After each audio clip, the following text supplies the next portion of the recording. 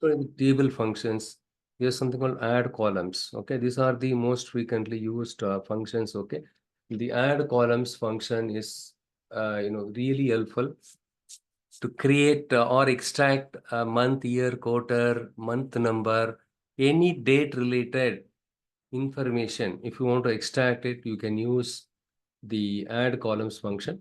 For example, if I go here and if I go to the date dimension table here, okay, if I go to the date dimension table here, you can see all the dates that are available, right? So month, year, everything. One second, this is 1 second. I'll just go here. I'll check what is the source for the dim date table. I'll just go to the transform data and then data source settings. So here the adventures dw02.xls. I think from there it is coming.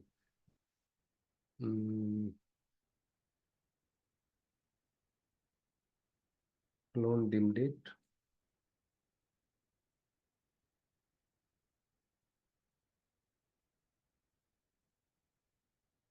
Yeah, this one came directly from there. Okay, what I will do is I just go here, the model view. Okay, let it be there. Let's not worry about that. Okay, add columns date table. What this function does is it will return a table. Like filter function, it returns a table. Calculate table returns a table. Add columns also, returns a table. Supposing you wanted to add additional column to your existing table, you can use add columns. As the name suggests, if you want to add additional columns to your existing table, you can use add columns. But the add columns takes the first argument as the table. Here we are using another DAX function, the fantastic DAX function called calendar auto. What it does is it will go and check all your tables, okay? In all your tables, the date columns, okay? Whichever table's date column has the least date and whichever table in your model has the highest date value, it picks up that. and then it returns a table with the column date. The date column will have the sequential values. And then here, right, sequential values, it will have it. And here, so I guess I explained you the calendar auto as part of data modeling, right? Data modeling session, I explained the calendar auto. The calendar auto function returns a table with the date column. That's all. So what is the basis for the date column? The calendar auto, what it does, it goes to your model. It goes to your model. It goes and picks up the date, value, the minimum date value from any one of your existing table. Okay, and then the minimum and maximum dates, it picks up automatically. Which one? The calendar router function. The calendar router function, it picks up the minimum date from any one of the tables and the maximum date from any one of the tables. Okay, for see, simple example is you have the let's say you have this sales fact table, and then you have the dim date table. Here you have the date columns like order date and ship date. So which one will have the least date? Which one is the maximum date? Minimum date and maximum date. Which table which will have it? Compare. Sorry, which column? I have two dates here. Two date column: order date and ship date.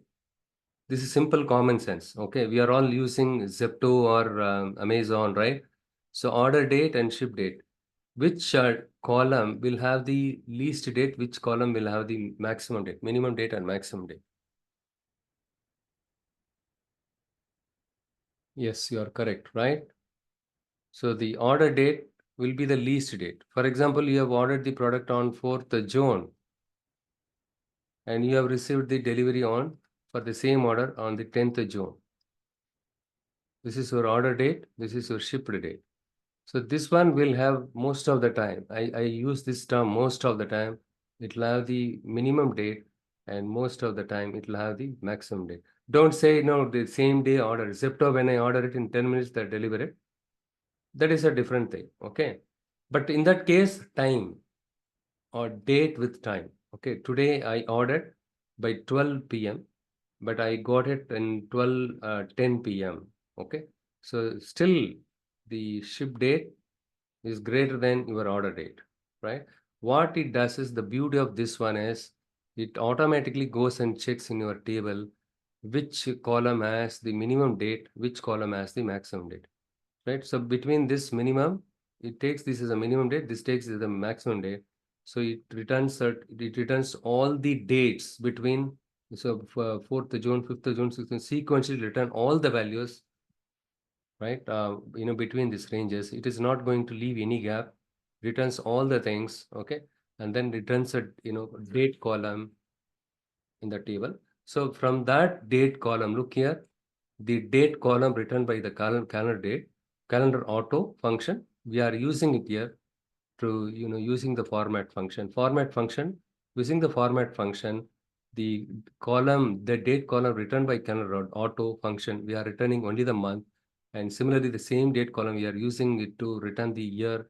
We are returning the quarter also, and then month number also, we are returning it. Usually what we do is, if I want to create a column, right? So you will click on the new column. For example, you want to create a year, click on the new column, year. Click on the new column, create the month. Click on the new column.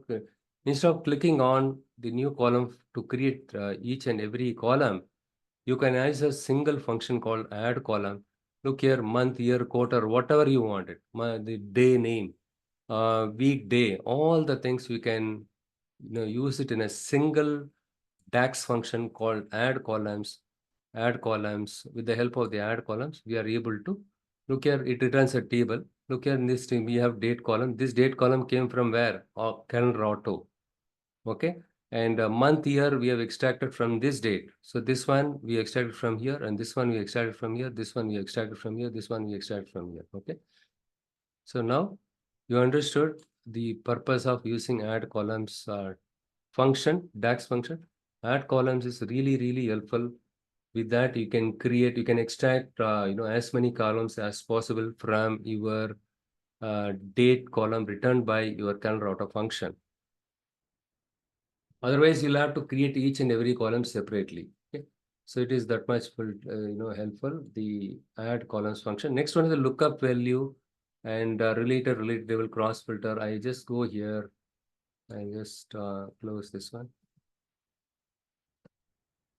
You can click on this one to minimize it. And here okay, what I will do is, since to give the demo on that one, if I use multiple tables, that will be helpful for you to understand.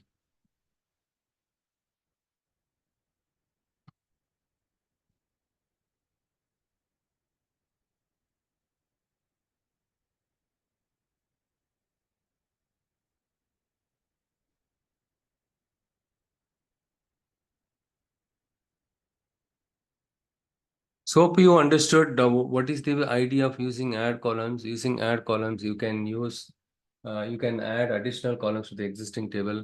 The first argument to your add column supposed to be a date, the table, okay? First argument to your add columns function is your table, okay? You can use any table. Instead of using the table, I have used the calendar auto function. Calendar auto function, what it does is, it behind the scene, it picks up the minimum and maximum date from your model, and then it returns a date column. So it returns a table with a date column.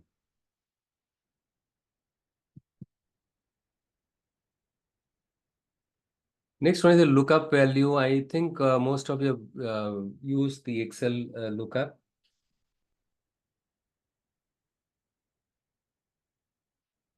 Wait for some time. It's not showing anything. Yeah. Now all the tables got loaded. So lookup value function. Let me just go to the table view. And then here I just show you the fact sales. Uh,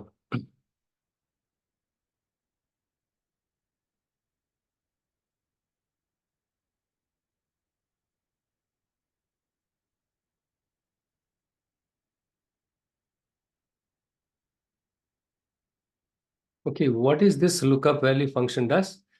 For example, you wanted to retrieve the unit price.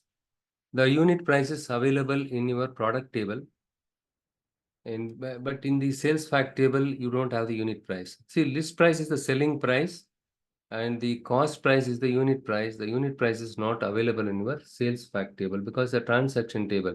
If you want to get the unit price, which is nothing but the cost price from your product dimension table, because the cost price is available in another table, but the selling price is available in this table.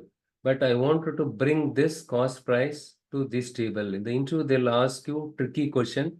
If I want to move a column from one table to another table, how can I do that? You cannot simply drag and drop the column from one table to another table. If you want to bring in a specific column from a table to your other table, you can use either the lookup value function or you can use the related function. Okay. See, simple thing is, if I give you two papers, let's say you are working in the billing desk in the retail shop. Okay. And you see that right before they raise the bill, they are given some product code and all, right? They will see the mango for specific mango, Alfonso mango, what is the code, right? So AL01. And for Malgova mango, what is the product code? The product code. So here they have the unit price also. This is the cost price, okay? And this is, when they raise the invoice, this is your transaction table. You just think this is your transaction table, which is nothing but sales fact table.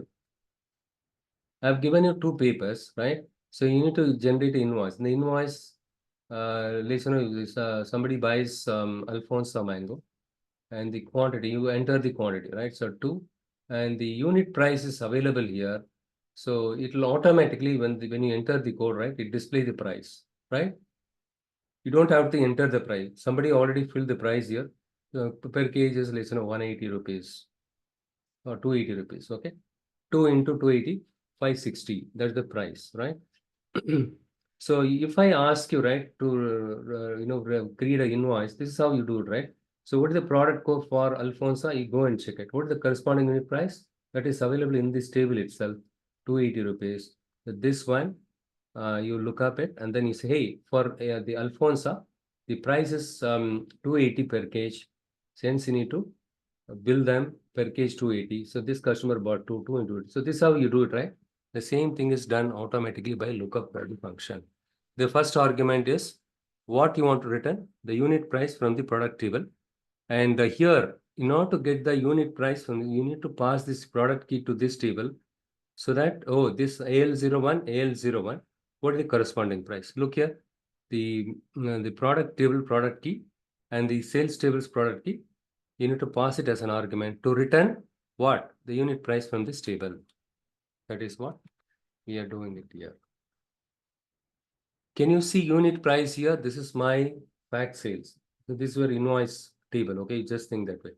Only the cost price is there. 1 second, I think already I used it.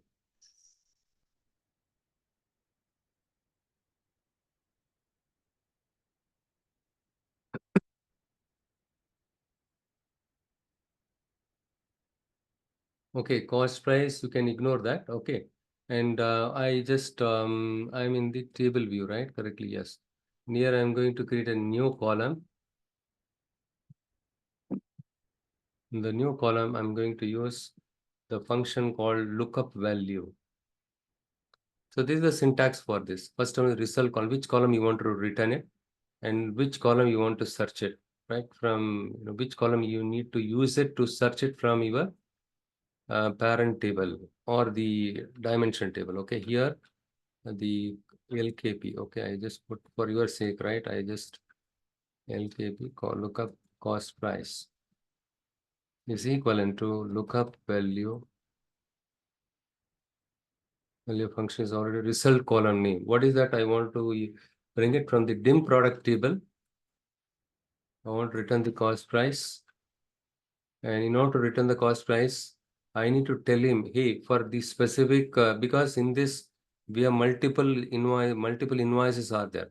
for each invoice, for each product, you need to get the cost price from the product dimension table. Hence, you need to tell the product key here, right? So product ID from your product thing, and then the sales fact tables, sorry, fact sales. I don't know why I used fact sales name. Okay, and here the product ID. Can you see product ID here? Yeah, it is there here. For each product ID in the fact sales, you send the corresponding, you send this, the same product ID to the product dimension table to get the corresponding cost price. That's all, guys.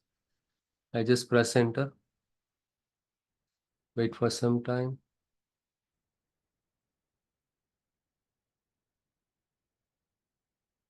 Look here. The cost price came from where? It came from my product dimension table. So now you can compare the cost price with the list price. List price is 50. The cost price is the 40. So what is the profit? The 50 minus what is 10 rupees profit. Okay. And I think here I must have used it. I don't know why it's not showing it here. Formula. Okay, fine. This is how you can use a lookup value. Okay, what value you want to return it?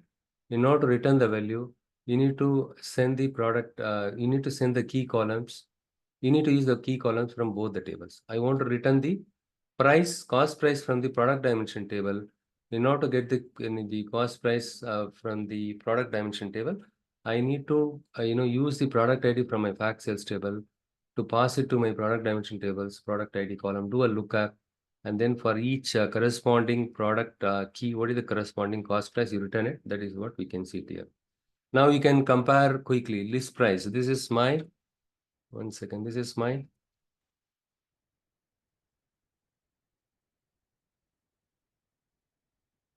my selling price. This is my cost price. Got it? So now you understood what is a lookup value function. You do some search on the YouTube and try to explore how the lookup value is used in Excel. Try to explore the Excel also, right? How to use this all the thing. Next one is related.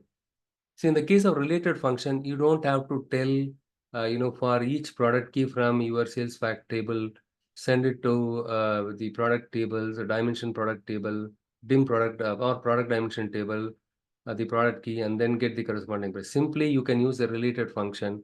Related function requires the relationship created between the tables. Otherwise, the related function will not work. I will show you how helpful the related function is. I just copy, okay, I don't want, okay, I just copy this and I'm going to create a new column. Now I'm going to use a related function to get the cost price instead of using the lookup value. Lookup value, you need to write this many things, right? So here in the new column,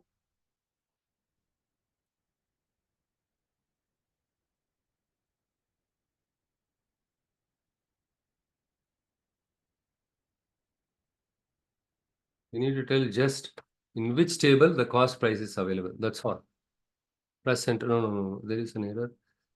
It shows underlying the red color thing. Okay. So I have used the lookup value, right? Related, I should have used 1 second. Here they relate not lookup value. That's the problem. When you copy paste, you need to be careful. That's all, guys. Here simply say which table cost price is available. That's all. Look here, it's pretty straightforward. But if you have to use a related function, you should make sure that you have created the relationship between the fact sales table and then the product dimension table. Look here, we have already created a relationship, and in the product dimension table, we have the cost price. So this product ID will look here between the product and product ID, we create a relationship, and this product ID will be sent here, and the corresponding cost price will be returned to this table. That is what is happening. The related is pretty straightforward, right? But in order to use the relate function, you should have created the relationship between the tables. Otherwise, it will not work. Whereas in the case of lookup value function, you don't have to create any relationship between the tables. Without the relationship itself, it works. Which one? The lookup value function. Okay. Next one is the related table. So there is another function called related table. So in this case, what happened? this is one side, right? This is one side. Look here, one side. If you want to, bring the values to the many side, you want to bring the cost price to the many side, you can use related function. Sometimes you want to bring the many side to the one side, you can use related table. That's all. So for example, in the product dimension table, I have already created something called total number of transaction. Here I have used the related table. Related table and then fact sales. And then what I did, I have, used the count rows function. How many of you remember count rows function? As part of count family of function, we discussed about count rows. Count rows will return the number of rows in a table. But in this case, what happened? This is my many side table. Many side table to one side table is my product dimension. I'm going to bring it. So here, right? So coffee, how many transactions? How many invoices we raised? And T, how many invoices we raised? X, how many invoices we raised? Cash unit, how many? If you want to get the total number of transaction from your transaction table to your dimension table. Dimension table is one side. From the many side to one side, if you want to bring the values, then you can use the related table. Got it? So that's all. So now you understood what is the difference between lookup value function and the related function, related value function. Using lookup value function, you can bring in the column value from one table to another table. For that, you don't have to have the relationship defined between the tables. Whereas in the case of related function, relation should be defined between the tables. Otherwise, the related function will not work. But in the case of related function, you don't have to write the lookup keys. Okay. Simply, specify the column which you want to bring it from the source table to your target table. That's all. Next, we discuss a related table. In the case of related table, you can bring in the many side value to one side value. In that kind of situation, you can use related table function. For example, in our case, we have the product dimension table. In the product dimension table, for along with each product, we want to know how many number of transactions happen. In that kind of situation, we have used a related table. With the help of the related table, we were able to bring in the values from the many side to my one side table called dim product. And using count rows function, we're able to get the number of transactions done for each product.